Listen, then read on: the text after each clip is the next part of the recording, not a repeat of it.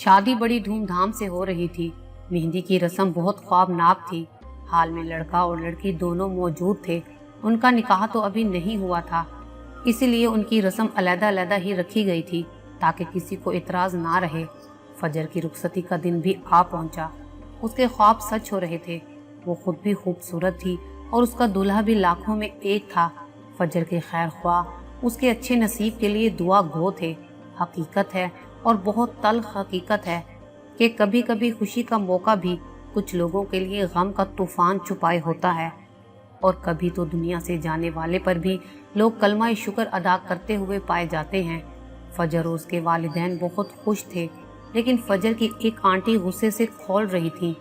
बज़ाहिर वो भी बहुत बन ठन कर तकरीब से जुड़ी नजर आ रही थी। उनका मंसूबा मुकम्मल था। उसके बेटे का रिश्ता ठुकराया गया था और वो उसे तकदीर का लिखा मानने की बजाय शैतानी रास्ते पर उतर आई थी। कहते हैं कि जख्मी औरत और हाथी कभी भी अपने ऊपर जख्म लगाने वाले को नहीं भूलते।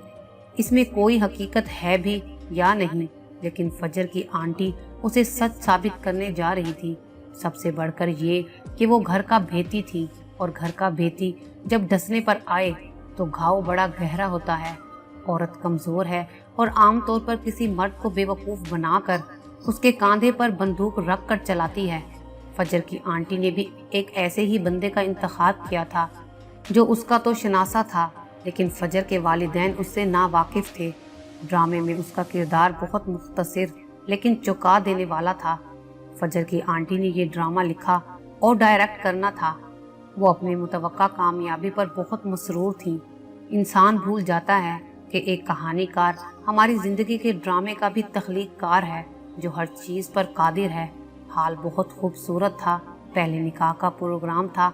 मुफ्ती साहब तैयार बैठे थे, गवाहान मौजूद थे और सब चेहरे जगमगा रहे थे। अभी मुफ्ती साहब निकाह के लिए खुतबा देने ही वाले थे कि आंटी का मुंतखब करदा अदाकार उठ खड़ा हुआ और स्क्रिप्ट के मुताबिक डायलॉग बोलने लगा। मुफ्ती साहब एक मसला है। सारी बारात की नज़रें उस शख्स की तरफ उठ गईं। ड्रामे का आगाज हो गया था। मुफ्ती साहब निकाह के फॉर्म पर अपने ही वालिद का नाम लिखा जाता है ना? मुफ्ती साहब बोले, जी बिल्कुल, अल्लाह का हुक्म है कि आप अपने वालिदैन का नाम कभी नहीं बदल सकते। उस शख्स की आवाज़ गूंजदार थी और हाल में मुकम्मल सकूत तारी था। फजर सुन भी रही थी और अनजाने खदशात से लरस भी रही थी। मुफ्ती साहब, मैंने सुना है कि मलिक साहब ने दुल्हन के वालिद की जगह अपना नाम लिखवाया है, मलिक वजाहत अली, जबकि हकीकत ये है कि मलिक वजाहत तो बे औलाद हैं और दुल्हन उनकी लेपालिक बेटी है। अब की बार तमाम लोगों की नज़रें मलिक वजाहत अली पर जमी थी। मलिक वजाहत की नज़रें झुक गईं। ब्राइडल रूम में बैठी फजर अपने बाबा के जवाब का इंतज़ार कर रही थी। खामोशी लंबी हो गई। मलिक साहब, अल्लाह का हुक्म है, पूरा करना है। क्या आप ही दुल्हन के हकीकी वालिद हैं? मुफ्ती साहब मलिक साहब से पूछ रहे थे। मुफ्ती साहब, फजर मेरी बेटी नहीं है। सारे मेहमान ही हैरान रह गए। सिर्फ आंटी के चेहरे पर मुस्कुराहट सजी थी, एक भयानक मुस्कुराहट। फजर ने अपने बाबा का जवाब वाज़े तौर पर सुना था। उसको यकीन नहीं आ रहा था। वो चकरा कर गिर गई। उसकी दुनिया तारीक हो चुकी थी। वो हिकमत वाला खालिक, जिसे चाहे बेटे दे, जिसे चाहे बेटियां दे, जिसे चाहे दोनों दे और जिसे चाहे बांझ बना दे। बेशक तुम्हारा माल और तुम्हारी औलाद आजमाइश हैं। इंसान कमज़ोर है। वो आजमाइश पर जब पूरा नहीं उतरता तो फिर अपने नफ्स की मानता है। एक दूसरे की औलाद लेकर और देकर चाहता है कि कमी पूरी कर दे। कोई इंसान किसी को औलाद नहीं दे सकता। ऐसा कहना और करना दोनों ही दीन के खिलाफ काम है। इसी तरह मुंह बोले का तसव्वुर भी दीन में जायज़ नहीं, लेकिन जब हम ऐसा खिलाफ शरीयत कदम उठाते हैं तो हमें उसका खमियाजा भुगतना ही पड़ता है।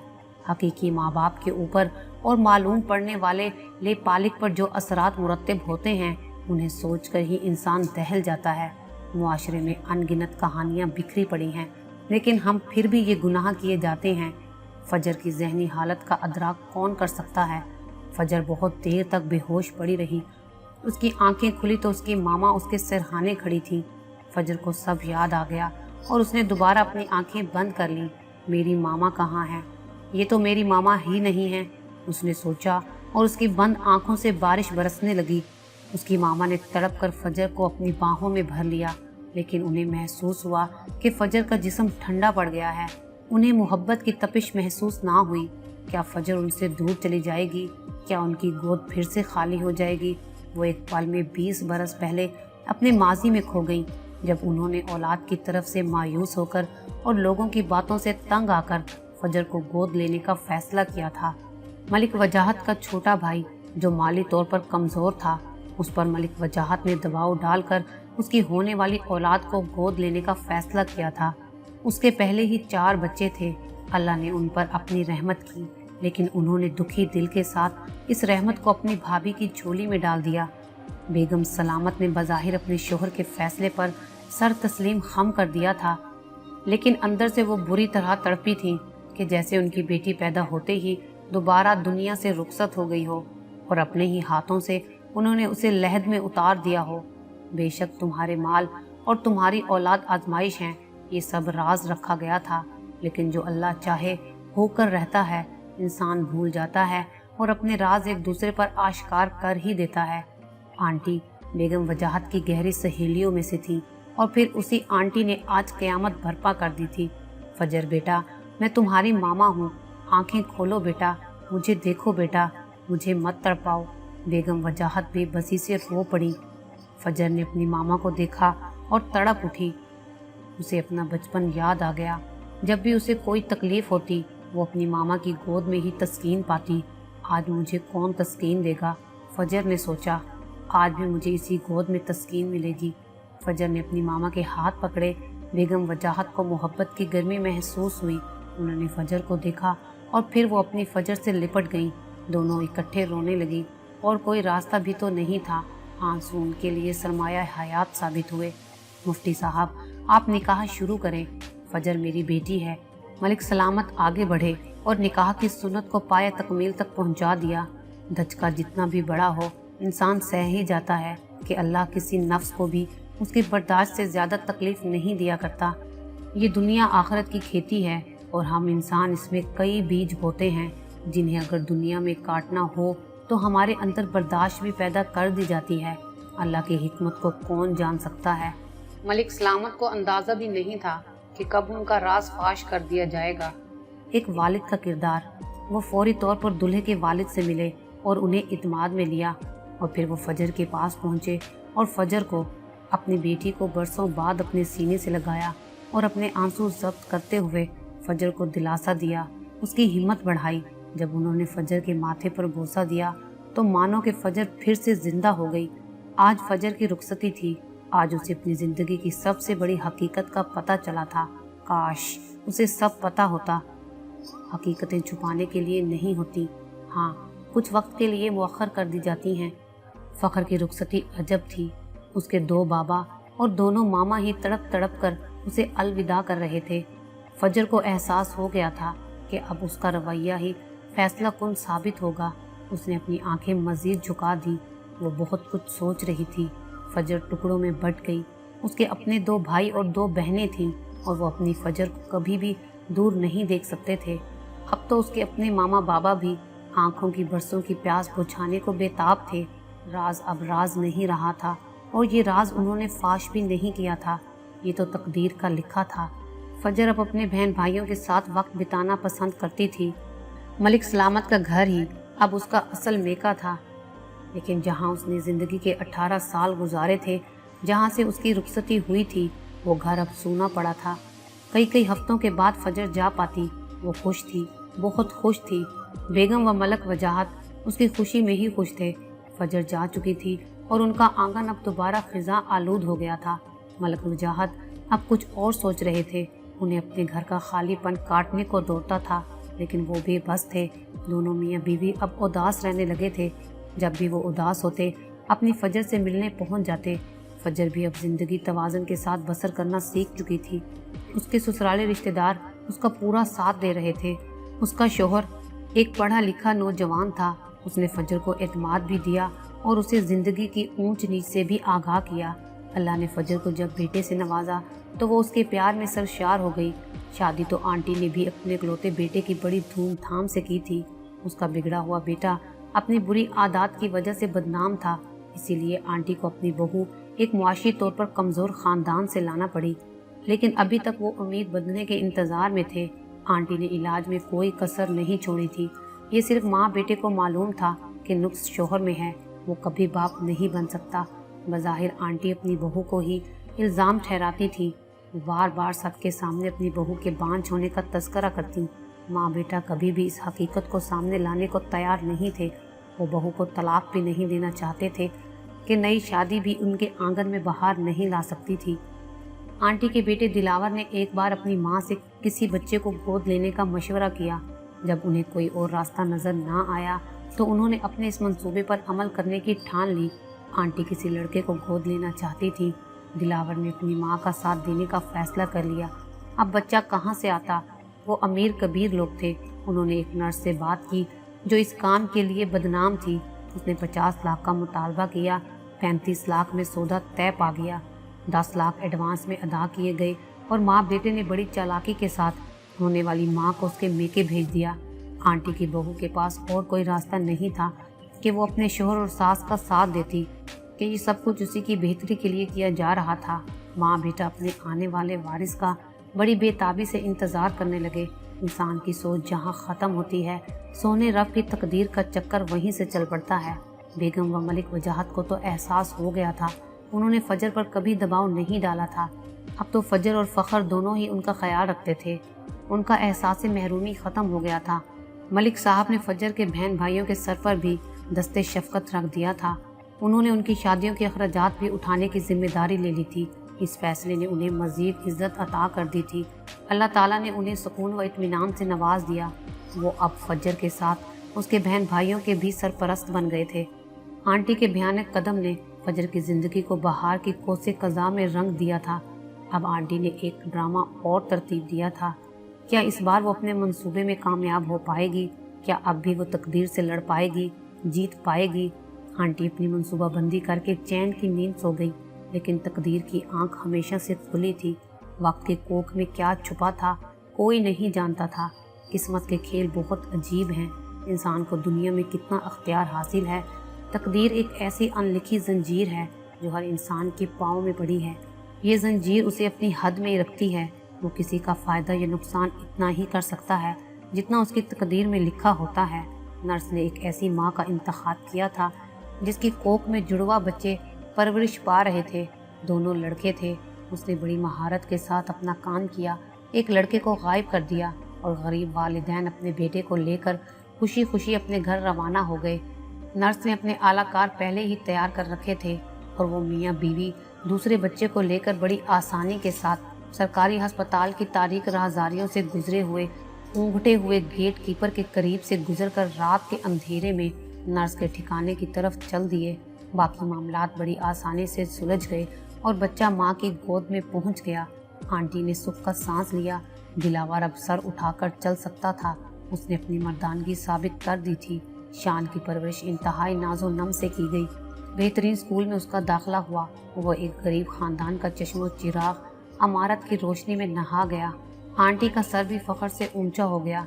दिलावर का बीवी पर रोब और दबदबा मजीद बढ़ गया और तकदीर की जंजीर दराज कर दी गई। दूसरी तरफ शान का जुड़वा भाई शहर से दूर एक कस्बे में अपने वालिदैन की आगोश में परवान चढ़ता रहा। जमील शान का हूबहू अक्स था। दोनों भाई अगर मिल जाते तो उनमें फ़र्क करना नामुमकिन था। तकदीर कहीं करीब ही बैठी अपना जाल बुन रही थी। कोई कहानी झूठ नहीं थी जो हम पढ़ते हैं या ड्रामे और फिल्म की शक्ल में देख रहे होते हैं।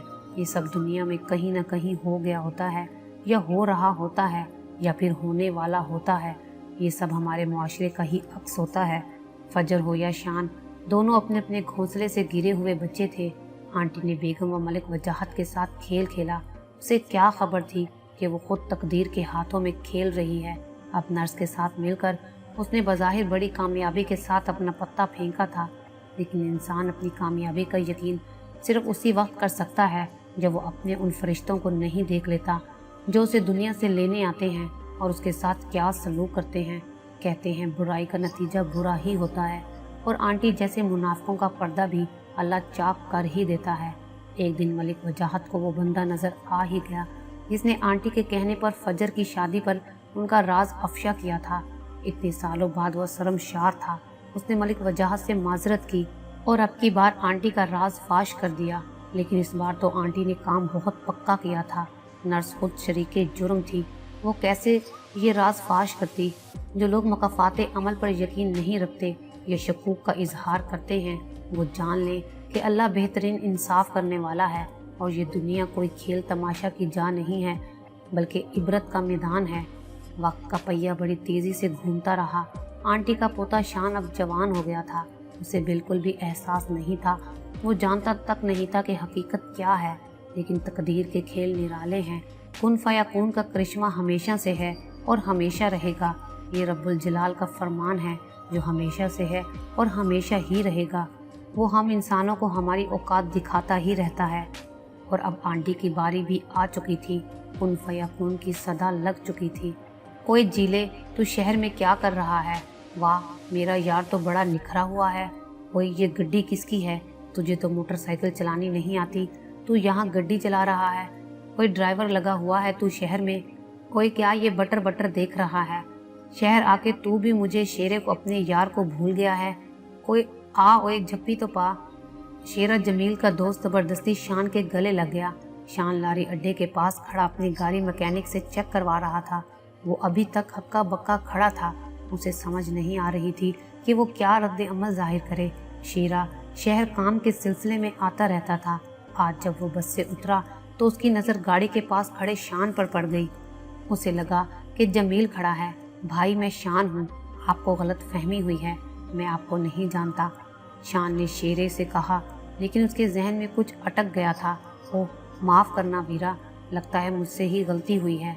शेरा हैरानी के आलम में वहाँ से चल दिया। अभी वो चंद कदम ही दूर गया था कि शान ने उसे आवाज़ दी, शेरे भाई, बात सुनना, चलो मुझे भी अपना दोस्त ही समझो। शान दिल का बहुत अच्छा था। वो कभी भी आंटी की नस्ल से दिलावर की नस्ल से नहीं लगता था।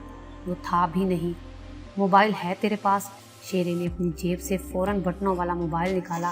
वीरे, ये ले पकड़, बैलेंस मुक गया है, डलवा देता हूँ, फ़ोन करना है ना तूने? शान शेरे की सादगी पर मुस्कुरा उठा। नहीं, तेरे पास तेरे यार की तस्वीर तो होगी ना, जेले की। शेरे ने फौरन ही मोबाइल में अपने साथ जेले की तस्वीर शान को दिखा दी। शान ने जब जमील को देखा तो उसे लगा जैसे वो आईना देख रहा हो। ओ खुदाया, कितनी मुशाहबत, शान सोच रहा था। अचानक वो बोला, शेरे, मुझे अपने दोस्त से तो मिलवाओगे? वीरा, क्यों नहीं, शहर बुलाऊं उसे, अपने जीले को? नहीं, मैं खुद चलूँगा तुम्हारे साथ उसे मिलने। अभी चल वीर, बस 1 घंटा लगेगा, जीला भी तुझे देखकर बहुत हैरान होगा। शान ने अपनी मामा को कॉल की और गाड़ी ठीक होते ही शेरे के साथ रवाना हो गया।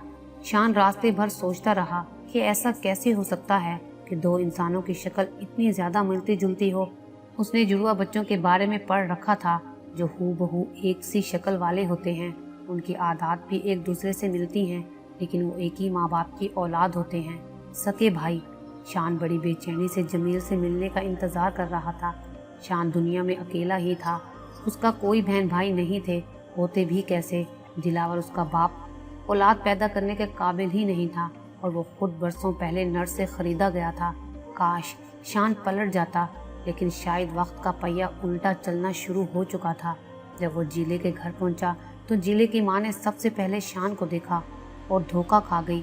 जीले पुत्र, तू क्या बन के आ गया है? माँ सदके माँ वारी, लग तो बड़ा सोना रहा है। पर सादा लू खातून खुद सोच में पड़ गई। शान बस हैरानी से उसे देखे जा रहा था। शेरे ने जब सारा माजरा सुनाया तो माँ को भी यकीन ना आया। उसने अपने मेहमान पुत्र की बड़ी खिदमत की। शान उनकी सादगी से बहुत मुतासिर हुआ। उसने अभी तक शहर के मसनूई रंग ही देखे थे। उसने कभी भी रिश्तों की मिठास महसूस नहीं की थी। उसे क्या खबर थी कि वो अपनी असल जगह पहुंच गया है। उसे हर चीज़, हर शख्स में अपनायत महसूस हो रही थी। उसे ज़िंदगी में पहली बार माँ की खुशबू महसूस हुई। वो ऐसी मोहब्बत और शफकत और अपनायत से ना आशना ही रहा था। वो तो शहर में बस एक शो पीस था, एक दिखलावे की चीज़ और बस। उसकी अपनी मामा भी उससे खिंची हुई रहती थी। शान पढ़ा लिखा था और रवैयों की पहचान कर सकता था। वो अक्सर उलझाव का शिकार हो जाया करता था। उसे लगता था कि कुछ है जो छुपा है या छुपाया गया है। शान की माँ बता रही थी, पुत्र, जीला अभी आता ही होगा, वो भी बड़ा हैरान होगा। जिले की उम्र कितनी है माँ जी? पुत्र पूरे 19 बरस का हुआ है, 8वें महीने पैदा हुआ था। 2 तारीख को 2 अगस्त। शान के सर पर हथौड़े बरसने लगे। उसने अपना सर पकड़ लिया। थोड़ी देर बाद उसने पूछा, माँ जी जेला कहाँ पैदा हुआ था, यहीं या कहीं और? पुत्र दाई ने कहा था कि खतरा हो सकता है, बस इसलिए हम शहर चले गए थे। उसे क्या लगता था माँ जी? उसे लगता था कि मेरे पेट में 2 बच्चे हैं। और माँ अपने ही दूसरे बच्चे को हैरानगी से देखने लगी। शान ने दोबारा अपना सर पकड़ लिया। लेकिन पुत्र नर्स ने तो मुझे एक ही बच्चा पकड़ाया था, ऑपरेशन किया था ना उन्होंने। शान की आंखों से आंसू टपक पड़े।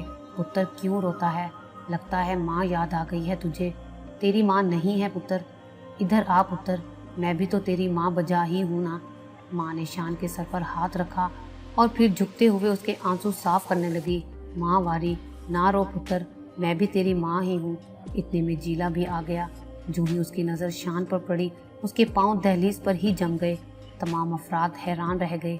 वो सब एक दूसरे को ही देखते जा रहे थे। क्या होने जा रहा था कोई नहीं जानता था। शान का सर चकराने लगा।